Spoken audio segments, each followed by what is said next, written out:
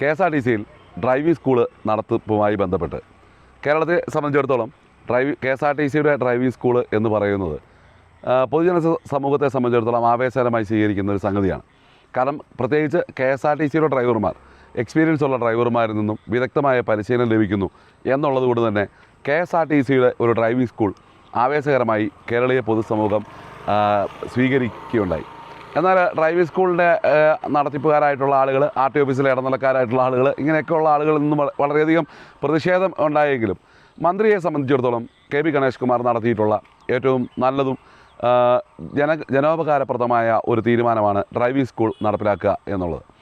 KSRTC ഡ്രൈവർമാരുടെ അനുഭവ സമ്പത്തും കേരളത്തിൻ്റെ വിവിധ റോഡുകളിൽ കൂടിയുള്ള ഈ അവരുടെ പ്രവൃത്തി പരിചയവുമെല്ലാം ആ മികവിൽ ഒരു അധ്യാപകൻ്റെ ഇതിലേക്ക് വരികയും അവിടെ ഈ വിദ്യാഭ്യാസം, ഈ ഡ്രൈവിംഗിൽ പഠിക്കാൻ അവസരം ലഭിക്കുകയും ചെയ്യുന്നത് ഒരു വളരെ നല്ല കാര്യമായി തന്നെ കേരളീയ സമൂഹം കരുതുന്നു എന്നുള്ളതാണ് മനസ്സിലാക്കേണ്ടത്.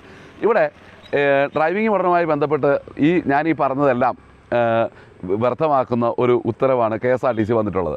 അതായത് KSRTCയിലെ ഡ്രൈവർമാർ ജോലിക്ക് ഹാജരാകുമ്പോൾ, ജോലിക്ക് അവരെ തിരഞ്ഞെടുക്കുമ്പോൾ 9ാം ക്ലാസ് വിദ്യാഭ്യാസമാണ് അവരെക്കുറിച്ച് ചോദിക്കുന്നത്.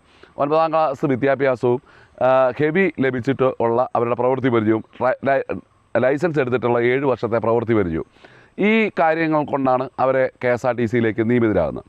ഇവിടെ ഡ്രൈവിംഗ് സ്കൂളിലേക്ക് അധ്യാപകരായിട്ട് നിയമിക്കുവാൻ വേണ്ടി KSRTCയിൽ നിന്നും സെലക്ട് ചെയ്യപ്പെടുന്ന ആളുകൾ, അല്ലെങ്കിൽ അധ്യാപകർ എന്ന് പറഞ്ഞാൽ ട്രെയിനർമാരായിട്ട് സെലക്ട് ചെയ്യുന്ന ആളുകളെ സംബന്ധിച്ച് KSRTC ഒരു ഉത്തരവ് ഇറക്കിയിരിക്കുന്നു. ആ ഉത്തരവിൽ ഡിപ്ലോമ ഉള്ള കണ്ടക്ടർ, ഡ്രൈവർ, മെക്കാനിക്കൽ വിഭാഗങ്ങളിൽ നിന്നാണ്. അപ്പോൾ എനിക്ക് മനസ്സിലാകത്ത് മറ്റൊരാൾക്ക് ഡ്രൈവിംഗ് പഠിപ്പിക്കാൻ എന്തിനാണ് ഈ പഠിപ്പിക്കുന്ന ആൾക്ക് ഡിപ്ലോമ എന്നുള്ളത് മനസ്സിലാകുന്നില്ല.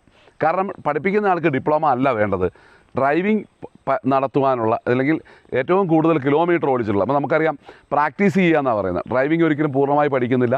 ഇപ്പോൾ ഡോക്ടർമാരെ സംബന്ധിച്ചിടത്തോളം ഡോക്ടർ പ്രാക്ടീസ് ചെയ്യുന്നു, അഡ്വക്കേറ്റിനെ സംബന്ധിച്ചിടത്തോളം അഡ്വക്കേറ്റ് പ്രാക്ടീസ് ചെയ്യുന്നു എന്ന് പറഞ്ഞാൽ ഡ്രൈവിംഗ് തന്നെ ഒരു പ്രാക്ടീസാണ്. നമ്മൾ ഓരോ ദിവസവും വണ്ടി ഓടിക്കുമ്പോൾ ഓരോ അനുഭവങ്ങൾ നമ്മളുടെ ആ ഡ്രൈവിംഗ് അനുഭവത്തിൽ എത്തിച്ചേരുകയാണ്.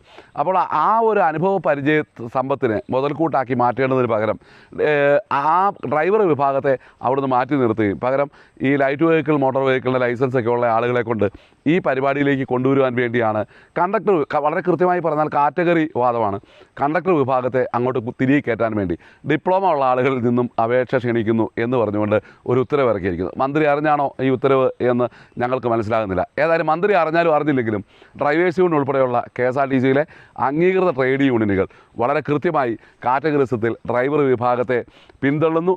ഈ പിന്തള്ളൽ പൊതുസമൂഹം എന്താണോ KSRTC ട്രെയിനർമാരിൽ നിന്നും ഡ്രൈവിംഗ് പഠിക്കുമ്പോൾ ലഭിക്കുന്നത് എന്ന് പൊതുസമൂഹം ആഗ്രഹിക്കുന്നത് ഇവിടെ നടപ്പിലാകുന്നില്ല. പകരം ആരെയൊക്കെ വെച്ച് ഡ്രൈവിംഗ് പ്രാക്ടീസ് നൽകുവാൻ ട്രെയിനർമാരാക്കി നിയമിക്കുവാനുള്ള ഒരു ഗൂഢാലോചന KSRTC അധികൃതരുടെ ഭാഗത്തു നിന്നുണ്ടാകുന്നു എന്ന് അറിയിക്കാൻ വേണ്ടിയാണ് ഞാൻ ഈ വീഡിയോ ചെയ്തത്.